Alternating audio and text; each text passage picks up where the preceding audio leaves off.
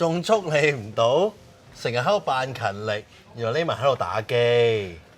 呢位師兄，你係咪搞錯咗啲嘢啊？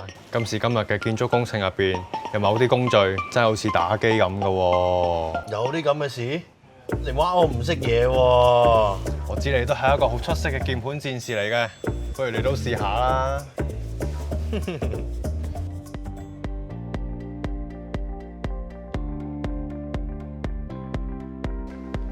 今次將軍澳海水化淡廠嘅項目採用咗超過40款創新智能科技去幫助工程，提高工地效率。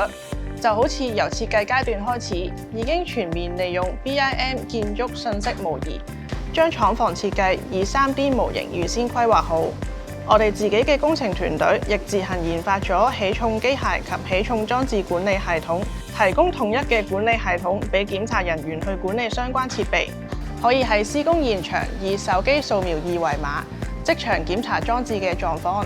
除此之外，仲可以喺中央智能安全平台上睇到檢查狀態、位置同數量，仲會喺證書到期時作出提醒。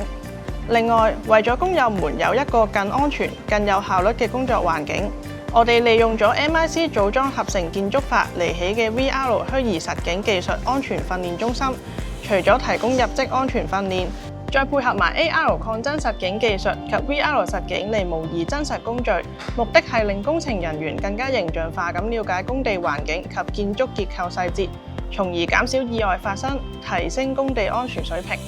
仲有啊，其他創新智能科技仲有全球衛星導航系統、全自動化海事測量 GNSS， 可以遙距監視2個豎井嘅異常移動，同埋利用水底無人拍攝機監察狀況。